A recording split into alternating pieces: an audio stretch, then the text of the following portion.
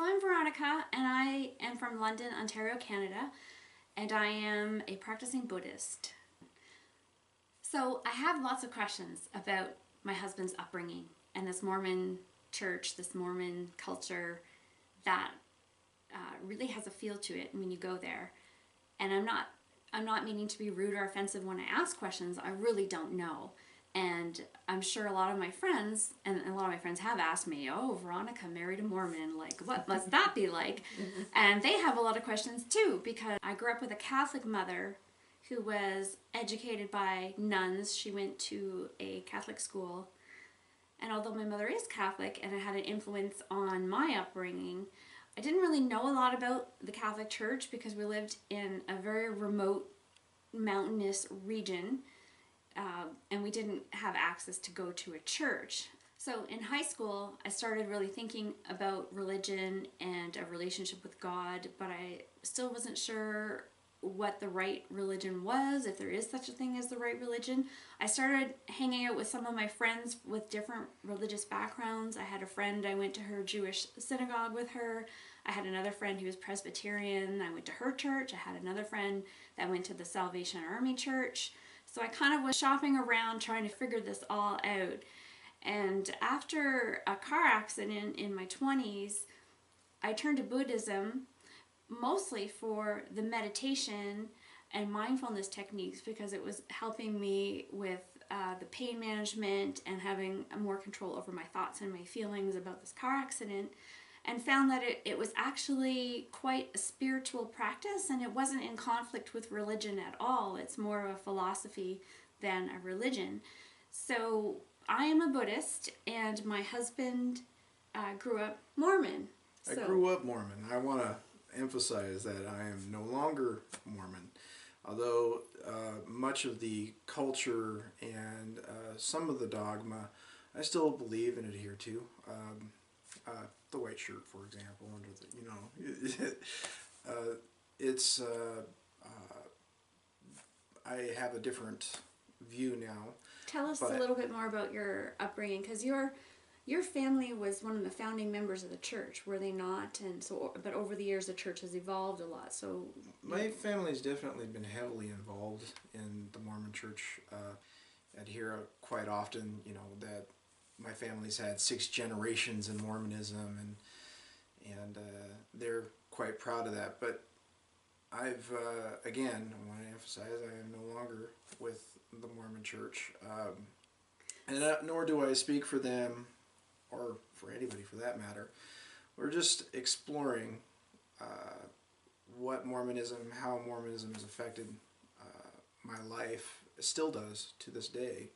Well, I noticed on the only 2 times I've ever been there to Utah is that there's a culture of Mormonism separate from the religion of Mormonism. So I mean, if you look at the difference of culture and religion and people say, well, isn't it the same thing? It's really not. Like, as a Canadian, our culture is about socialist government and putting lots of toppings on our French fries, but that has nothing to do with religion. But I noticed in Salt Lake City, it's very tightly enmeshed, the culture and the religion. So it's almost like even... And the government. So even if you're trying to maybe step a little bit away from the church, you're still heavily influenced by the culture and your upbringing, which is very different from the rest of North America. Shoot, even when you leave the church, you're still influenced by it. The center of the Mormon Church is in Salt Lake City, which is in a state called Utah, which is in the United States of America.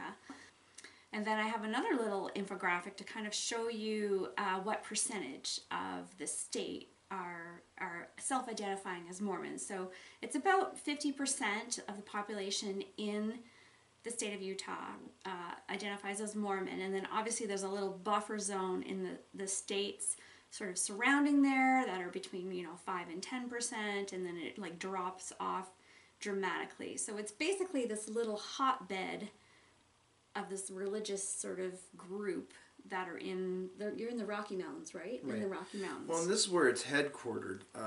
The Mormon Church is actually spread throughout the world. The Mormon Missionaries, for example, are, they'll spend 2 months if they're learning a foreign language, just to learn the language to proselyte to another country. And they have 50,000 missionaries last I remember. So, that's a pretty significant force, and it goes worldwide. It's not just located in Utah. Right, but if you look at percentages, if you were to break down the world's religions, obviously... Oh, it's a very small It's portion. a very, very, very small percentage. Here in Canada, we don't get a lot of Mormons, and we have one, I think we have one Mormon community, and it's out in Alberta, or southern British Columbia. You have more than you think, probably. Just across the border from Bonners Ferry, Idaho. If you go north, there's a little town called Bountiful. And now, for those of you who don't know, there are a lot of sub-sects of Mormonism that they like to branch or group themselves up with the mainstream church, which is the Church of Jesus Christ of Latter-day Saints. That is the main group of Mormonism, and they are the official church. And there are certain fundamentalists who have broken away from the church doing their own thing. And so sometimes when people say Mormon, they throw the baby in with the bathwater, so to speak, and they group the main Mormon church with these really weird offshoots, groups. And they're not the same. So be aware of that there are groups out there who like to... Well, that's sort of like saying that white supremacists are a Christian group. Right. They're an offshoot. But the rest of us Christians don't really consider them... Right. same. They're like a little radicalized group. Radical is a good word for some of these. They like to... one group in particular likes to call themselves the Fundamentalist Mormons. And just be aware that there are other... They like to call themselves Mormons, but they're not the official Mormon church. Because in fact, the official Mormon church, and what is it called? The Church of Jesus Christ of Latter-day Saints, has excommunicated those Mormons? Is that correct? Quite often, yes. They have disassociated, distanced themselves in every way that they can, and they still get lumped up with them. Does that mean I don't get to get a sister wife? We can talk about that later. Okay. Though I am no longer affiliated with the Mormon Church, I still have love for the Mormon people.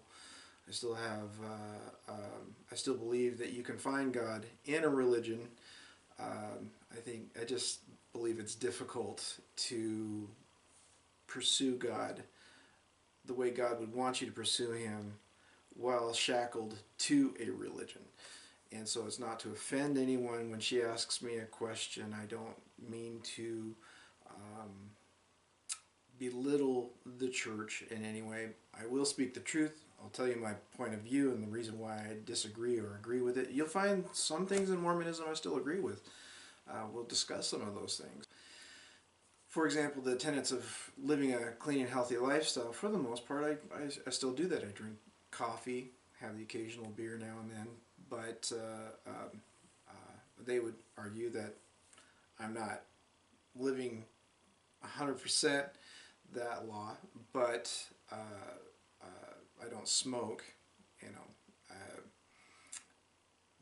There's some things that the Mormons do that... and actually, you didn't drink until you met me. I kind of corrupted you that way. Yeah. So that's my fault that I started giving him wine. So all you people out there can blame me for his weakness. Yeah, you're right. I blame myself for my weakness. If it's a weakness at all. I mean, Jesus drank wine, right? So, anyway, the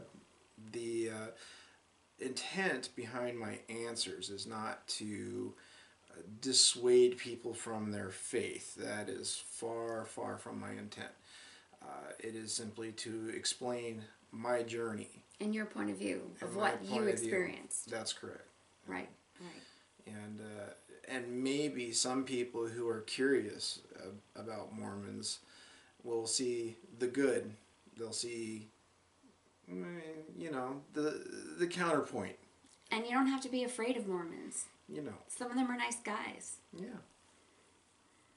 So hopefully you'll tune in for our next episode. We have a lot of topics scheduled. So hit the subscribe button and you'll be notified. Come back, check us out, check out some videos. And we look forward to including you on this conversation. So if you have any questions for us that you'd like to see answered, put them in the comments section below and we'll take a look there from time to time, and hopefully we can do a question and answer and get all of their questions answered. So many things to cover. So much. So much. So thank you, friends, for joining us. We'll see you next time.